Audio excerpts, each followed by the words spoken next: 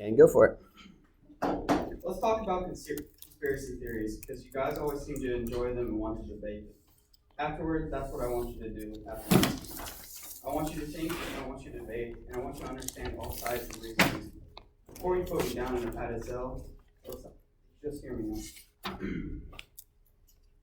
I believe that people who want to add more gun control to guns and help put food on, I believe they're paying off news channels around the globe. Like I said, I'm not crazy, so hear me out. Whenever you see something on the news, is it ever anything nice about what happens in the world?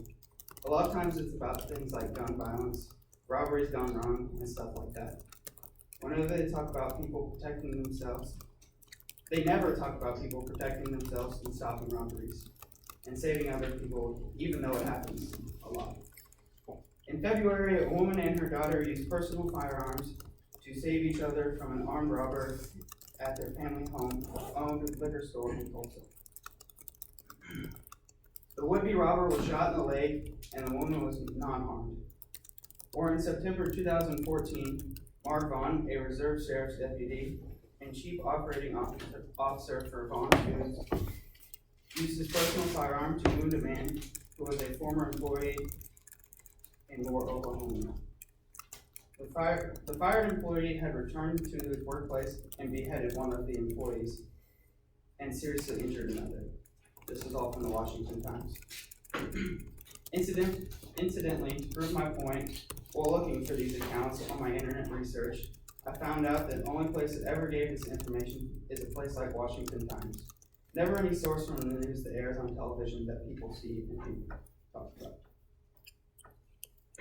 Another thing I want to talk about while I have your ear is when people talk about gun control and the reasons for wanting it, they talk about things that make the news, like shootings and bad people using guns for bad purposes.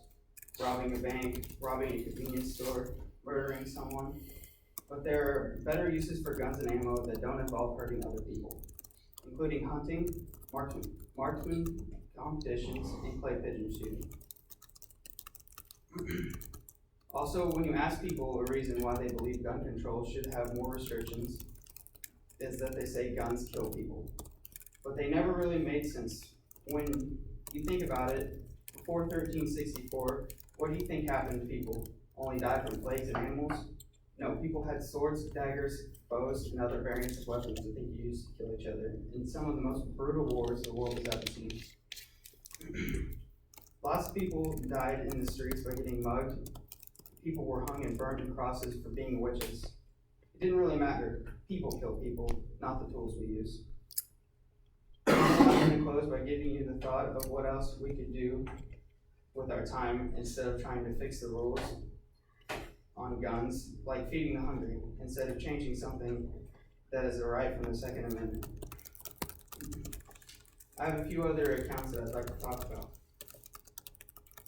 Seeking help following an assault at the hands of her boyfriend, a woman phoned her parents, and they quickly picked her up and brought her home.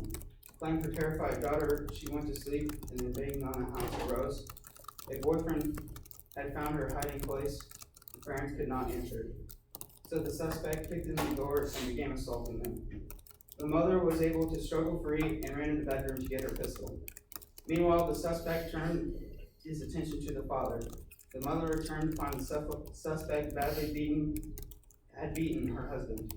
She opened fire, killing the suspect, protecting her family.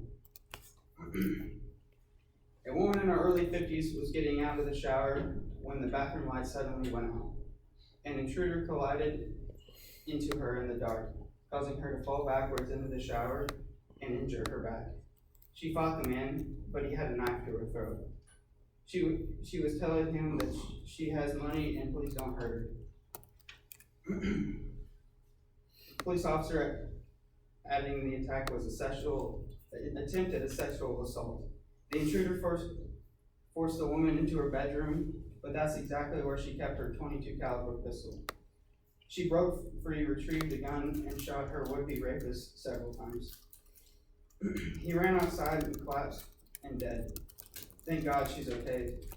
And she had a weapon to protect herself, said a neighbor. She's a nice lady and just a sweet lady. Robert Parsley watching television one evening when he heard a noise outside. He quickly grabbed his Smith and Wesson model 360 revolver chambered with a mag to investigate the doorbell, rang several times. Parsley looked out the window and saw a man tugging at the locked screen door, holding a gun behind his back. He turned on the porch light and asked what the young man was doing.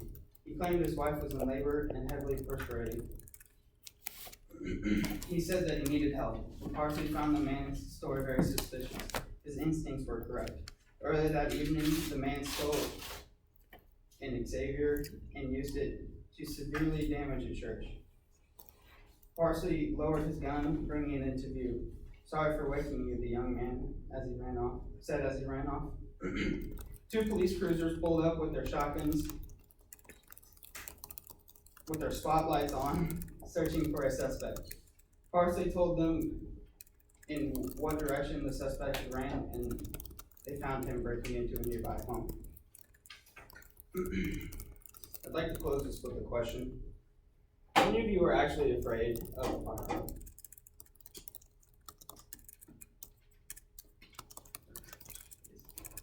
Okay. I just needed to know. That was not part of the speech.